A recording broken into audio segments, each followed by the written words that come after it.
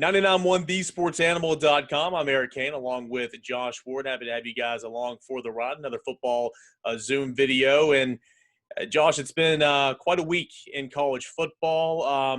Maybe some more news later today. A lot of things unravel, but kind of where do you stand right now? I know that we're all nervous, all kind of holding our breath on just the possibility of college football here this fall. We know that two of the Power Fives, the Big Ten, the Pac-12, have already declared they're not going to play in the fall. But the ACC, the SEC, and the Big 12 seem to be continuing on with trying to play this fall. Kind of where do you stand with everything going on right now? It's almost like brace for impact, isn't it, with what's happened in the last week? And I know it's been a weird 5 months. I know it's been a weird 10 days where you go from the Big Ten announcing its schedule on a Wednesday and the following Tuesday. So within a week, it's officially canceling the fall football schedule. And then you have everything that's gone on behind the scenes. And then that's actually spilled over publicly with Ohio State and Nebraska expressing very clear frustration with what's going on with the conference. And you can read into that at other schools as well. Jim Harbaugh was very much fighting publicly to try to get Michigan to be able to play this fall, and it didn't happen. What happens next? Who knows? The decision makers probably don't know. I think it's very clear the ACC, SEC, and Big 12 are trying to push forward and play. And I don't know what to make of medical advisors in the ACC and the Pac-12 having very different conclusions from, I'm guessing, a lot of the same information and data that they're looking at. So what does that mean for the fall? Obviously, the Big Ten and the Pac-12 deciding we're not going to play is not good news. That was not good news for Greg Sankey in trying to push forward with the SEC. But I do think they're going to try. And what adds to this is the SEC is just a few days away from starting up camp. That's Monday. So they need to make some kind of decision very soon. But also, saying all that, Greg Sankey has preached patience. And I think he will take as much time as he can before he has to make a final decision. Doesn't it seem that way with at least the SEC commissioner? And I'm guessing the Big 12 and ACC probably thinking along the same lines. Yeah, I think that's one of the main reasons why Greg Sankey and the Southeastern Conference chose to start its season September 26th, and able to build a couple of weeks in here right now, the first couple of weeks of September, just to kind of monitor the numbers and see how students come back to campuses. I mean, the University of Tennessee has already welcomed back most of its student body, and so I think it's a smart move for Greg Sankey, for Bowlesley, and for a lot of these conference commissioners who have elected to wait until the end of September, just kind of see how it goes, because there's no harm in saying, all right, we're going to try, and then 2 or 3 weeks later saying, guys, we gave it our best efforts. It's just not going to happen right now. It's a lot better effort than that the Big Ten is giving, that the Pac-12 is giving. You have doctors with, myocarditis. I think I pronounced that right. It's the condition with the heart with, coming off myocarditis.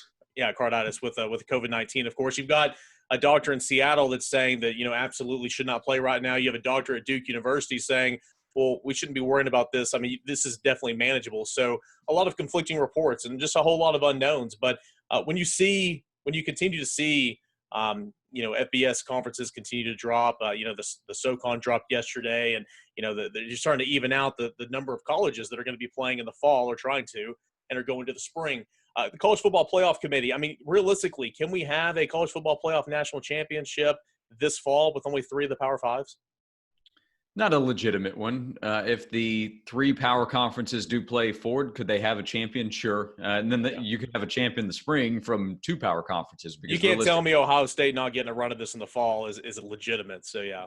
Yeah, right. I mean, we still struggle even in a playoff in a regular year to have everyone accept who the champion is. You still have arguments of who should have been in, how legitimate those are. I accept the champion, whoever ends up winning those games, but those arguments exist. Well, remove 2 power conferences, especially the Big Ten with, you're right, Ohio State, which would have a great claim to that opportunity. Oh, yeah. And it's just taken out. I mean, Ohio State is a team that could have been the best team in the country and could have had the Heisman Trophy winner at quarterback and Justin Fields, and all of a sudden they're not a part of the equation. And that's before we get to the season. And does everybody play all of their games, their conference only, so you don't have any kind of non-conference matchups to at least try to compare?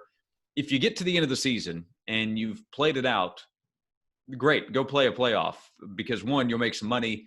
Yeah. Also, that means more football, which would be great. But I think at the end of the year, in terms of trying to name a national champ, we'd be better off going with polling as opposed to trying to put together a playoff. Again, play the games, and if you want to crown a champion that way, but there's no way anybody can legitimately look at the 2020 season and at the end of it say, yeah, that is the definite best team in the country. You take what you can get at this point, and if we get a season, just be happy for that. It's popular to kind of dismiss some decisions that are being made on social media around college football, but I mean, we're dealing with something we never dealt with before. So when you're looking at every available option, see, I'm a football lifer.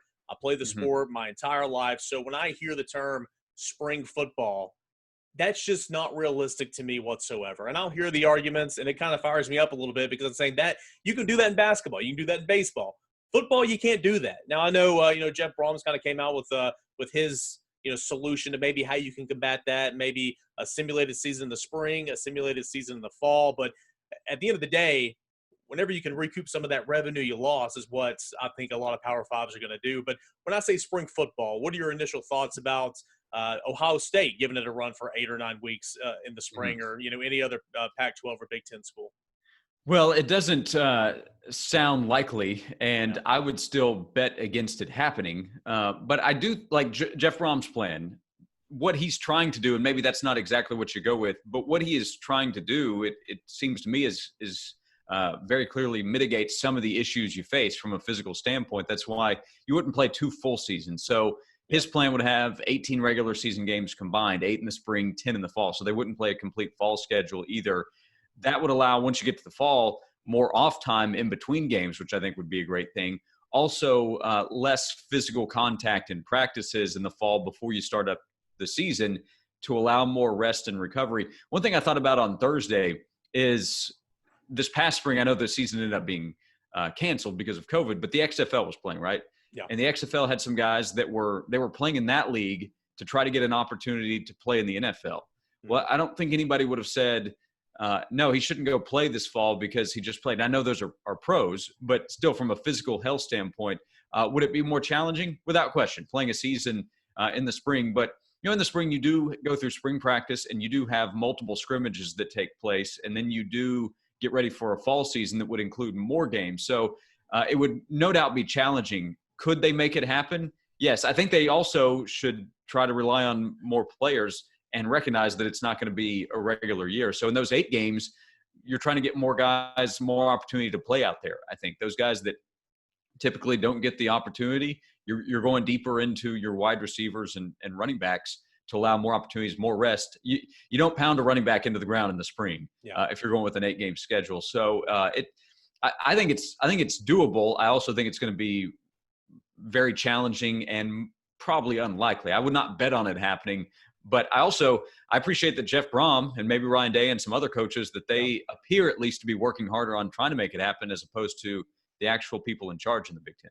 Yeah, I mean, I'm going to say you can't just – if you're preaching player safety, you can't expect them to play 2 seasons in 1 calendar year. And so with these different scenarios and plans being pitched out right now, that's not necessarily the case. And so like you, I do appreciate that as well. I also wonder, what's the line on player safety? Because – right now, the conversation of safety and health, I think that's I'm sure I have no doubt that they want the healthiest outcome for the players. I don't doubt that. But is that really the only motivation? I mean, obviously, money and saving money and saving, liability, that's a word that's being tossed out. And I keep asking liable for what? Nobody knows. That's part of the issue is we're talking about hypotheticals. But the only safe way is to never play football, right? I mean, you played the game. There's safety and football don't really go together. You try to make it as safe as possible. Mm-hmm. And I think that's what Jeff Brom is trying to do with trying to give them a season in the spring and not make this year an entire loss. Because if